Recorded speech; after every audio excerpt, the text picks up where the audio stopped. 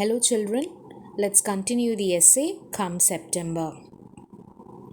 Last year, like many others, I too made the mistake of scoffing at this post September 11th rhetoric, dismissing it as foolish and arrogant.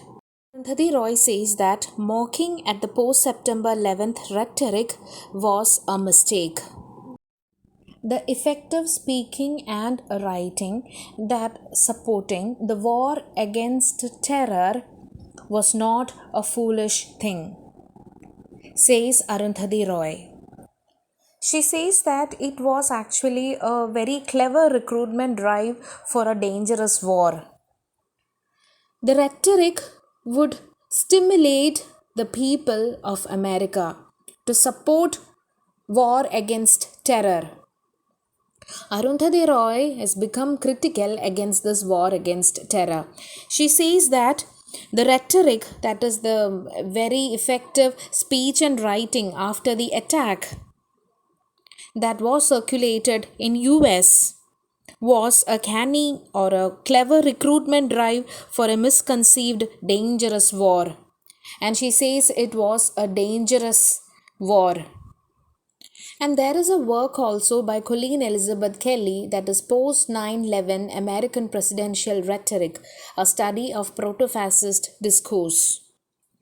In the work, she also reviews the role of the media in conveying the US government's policies to the American public. She continues, every day I am taken aback at how many people believe that opposing the war in Afghanistan amounts to supporting terrorism or voting for the Taliban. She says that she was surprised at some people's take on war. She says that if a person is opposing the war that started in Afghanistan by America, if a person is opposing that war, he or she is actually supporting terrorism. They are actually supporting Taliban. Now that the initial aim of the war, capturing Osama bin Laden dead or alive, seems to have run into bad weather, the goalposts have been moved. Her speech was in the year 2002. America was attacked in 2001 by Al Qaeda, led by Osama bin Laden. It has been said that he was the mastermind behind September 11 attack on the World Trade Center. Arundhati Roy says that initial aim of the war was capturing Osama bin Laden, the leader of the Al Qaeda group who targeted United States and done the terrorist attack on US soil. The attack has caused extensive death and destruction in US. Many people were killed. Approximately 3,000 people were killed. And they declared war against terrorism. She says that America has deviated from capturing Osama bin Laden. But Osama bin Laden was killed in the year 2011. American militants carried out the operation to kill Osama bin Laden in 2011. Arundhati Roy continues that it is being made out that the whole point of the war was to topple the Taliban regime and liberate Afghan women from their bums.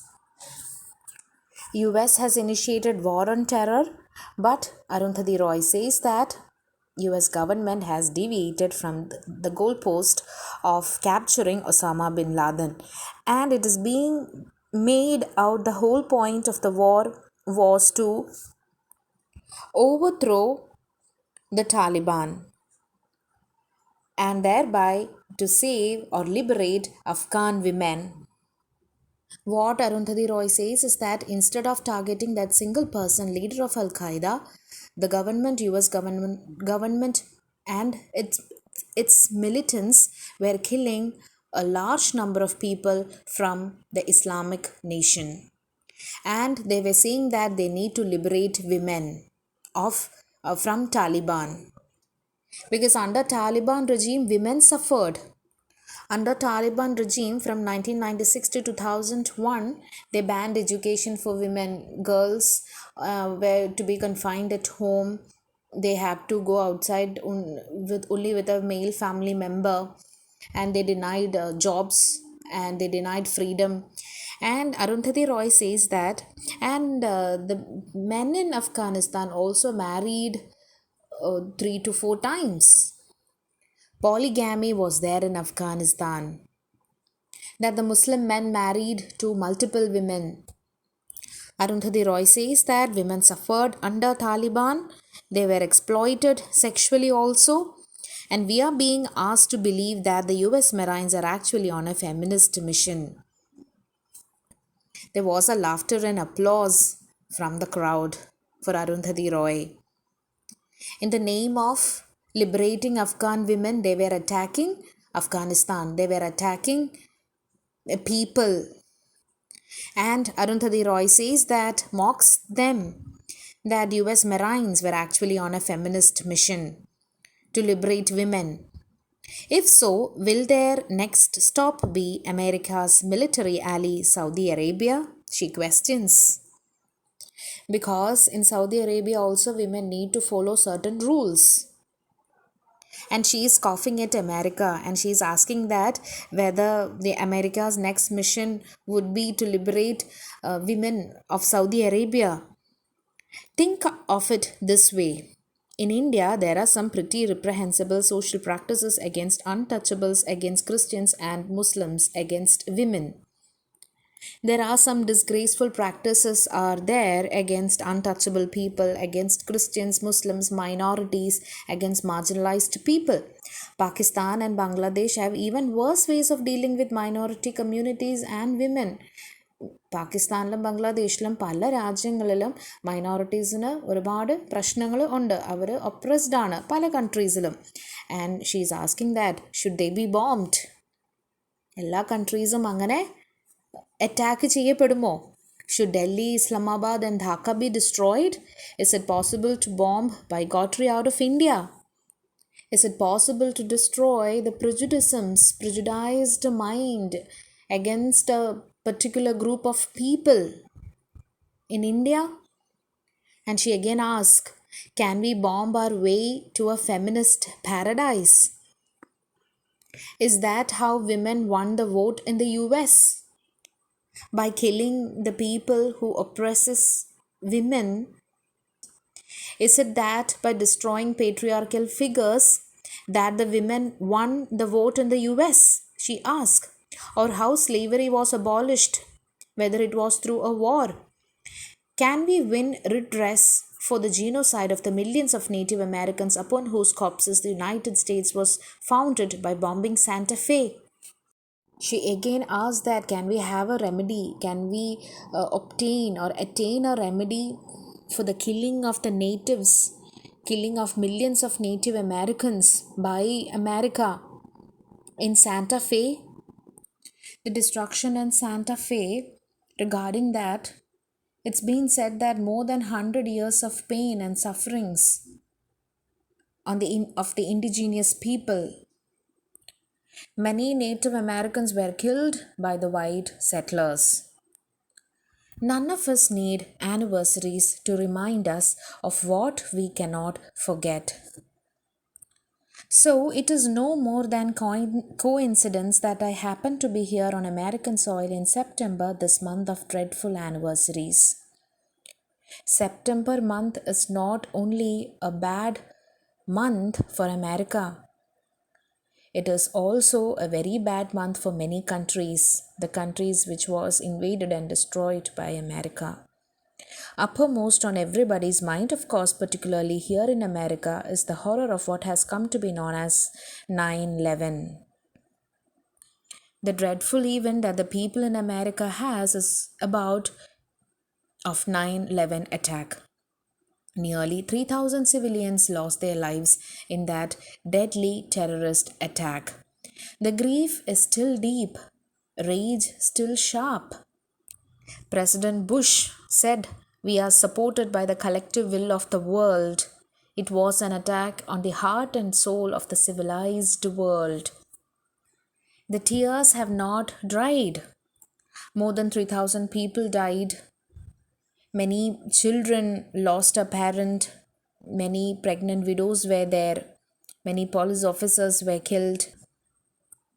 Yet, each person who has lost a loved one surely knows secretly, deeply, that no war, no act of revenge, no daisy cutters dropped on someone else's loved ones or someone else's children will blunt the edges of their pain or bring their own loved ones back. Arundhati Roy says that each person, everybody knows that their pain of losing the loved person will not get reduced by a war or by an act of revenge or by dropping bombs on other persons or other country. The loved one will not come back or the pain will not lessen.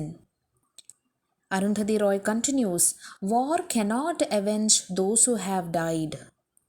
War is only a brutal desecration of their memory. യുദ്ധം ഒന്നിനും ഒരു പരിഹാരമല്ല. War is just a brutal way of disrespecting the person who has died.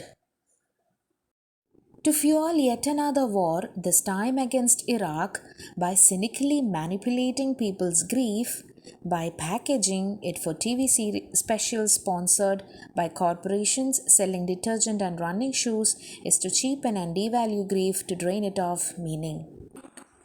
What we are seeing now is a vulgar display of the business of grief, the commerce of grief, the pillaging of even the most private human feelings for political purpose. It is a terrible, violent thing for a state to do to its people.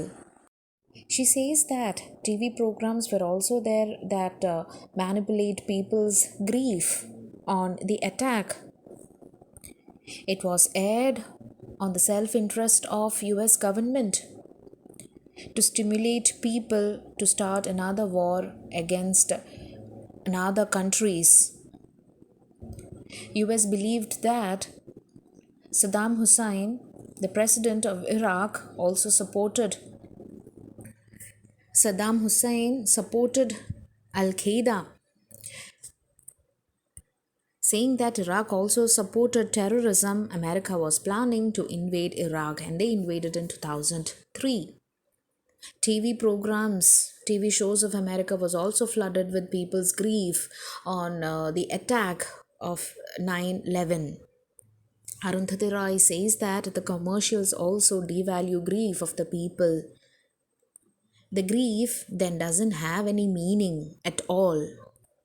She says that it is the vulgar display of grief is happening on television shows.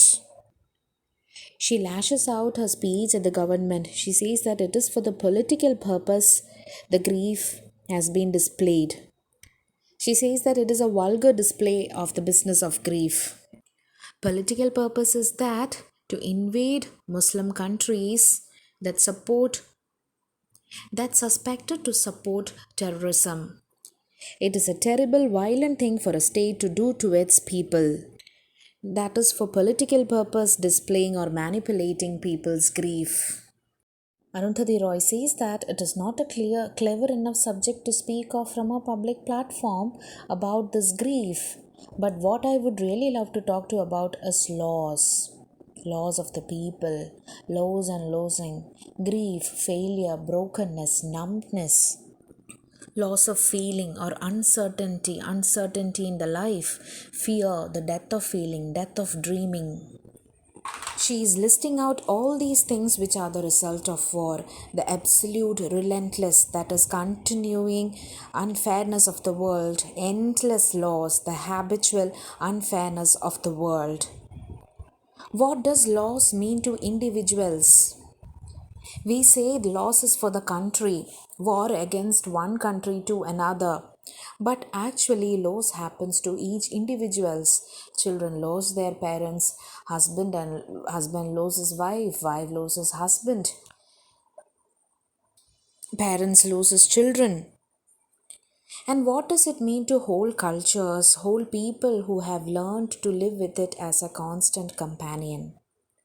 She asks, what does loss mean to people who have learned to live with it as a constant companion? The struggles of a longer period, people are used to it. People are used to attacks. Israel Palestine conflict, border conflict in India and Pakistan.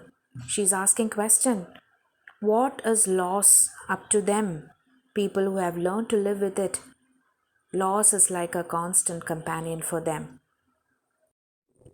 Since it is September 11th, we are talking about, perhaps it is in the fitness of things that we remember what that date means. Because world's superpower was attacked, world's police force has been attacked. What that date means not only to those who lost their loved ones in America last year. September 11th was a date that America was attacked. Many people lost their lives. Loss to the individuals of America. But September 11th is also a date of loss to those in other parts of the world also, to whom that date has long held significance. Arundhati Roy is going to speak about several other countries where America attacked during these months, during the month of September, long years back. She continues, this historical dredging that is bringing back these old things is not offered as an accusation or a provocation to the people of America, but it is mentioned just to share the grief of history. The other people in other countries were attacked or invaded by America from a longer time back. America's bombing in Japan, the two atomic bombs. It was in the month of August. She mentioned this to thin the mist a little.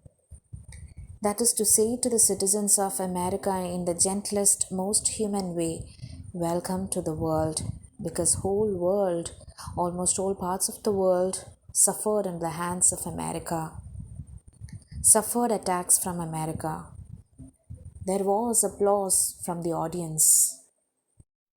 29 years ago in Chile, on the 11th of September 1973, General Pinochet overthrew the democratically elected government of Salvador Allende in a CIA-backed coup. Chile should not be allowed to go Marxist just because its people are irresponsible, said Henry Kissinger, Nobel Peace Laureate, then the US Secretary of State. Military established group of leaders suspended all political activity in Chile in the year. They repressed left-wing movements, communist government movements, and they repressed socialist parties and the revolutionary left movements. Pinochet, the general, he rose to supreme power and he was elected or declared president of Chile in 1974. The overthrow of government was backed by CIA, the Central Intelligence Agency, a foreign intelligence service of the government of United States. It was the end of democratic government in Chile. US feared the socialist experiment in Chile. When Fidel Castro, the Cuban prime minister, visited Chile, American observers worried that Chile is going to be a socialist country. The United States intervened in Chilean politics. They had influenced in the economic and political areas of Chile. General Pinochet was the Chilean army general, politician, and military dictator. He ruled Chile from 1973 to 1990. This militant ruler overthrew the democratic president, Salvador Allende.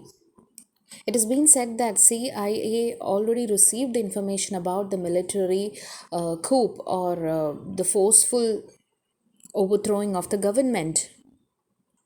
CIA received the intelligence reports on the coup planning of the group throughout the months of July, August, and September 1973. And the Nobel laureate said Chile should not be allowed to go Marxist because its people are irresponsible. That was what the comment from the Nobel Peace Laureate in 1973. He was awarded Nobel Prize that he helped to suspend the fight and US withdrawal from the Vietnam. After the military coup, President Allende was found dead inside the presidential palace. Whether he was killed or whether he killed himself, we will never know. In the regime of terror that ensured thousands of people were killed in the overthrowing of the government, many more simply disappeared. Firing squads conducted public executions in the country. Concentration camps and torture camps were opened across the country. Chilean concentration camps were of socialist, communist, and anarchist. Military coup killed thousands of Chilean leftist people, the suspected and the real people. The government arrested about 1 lakh people. Lot of people disappeared. Lot of people died. Thousands died in the first months of the military government in Chile. The dead were buried in mine shafts and unmarked graves. For 17 years, the people of Chile lived in dread of the midnight knock, of routine disappearances, of sudden arrest and torture. Chileans tell the story of how the musician Victor Jara had his hands cut off in front of a crowd in the Santiago Stadium. Before they shot him, Pinochet's soldiers threw his guitar at him and mockingly asked him to play. Victor Jara was a Chilean teacher, theater director, poet, singer, songwriter, and socialist. He was tortured and killed during the dictatorship of Pinochet. His body was thrown out on the street. He was an admirer and propagandist for the Che Guevara and the Allende's government, democratic government. He also served as a cultural ambassador during the democratic government. So children, I am stopping here. We will continue with the come September in our next class. Thank you.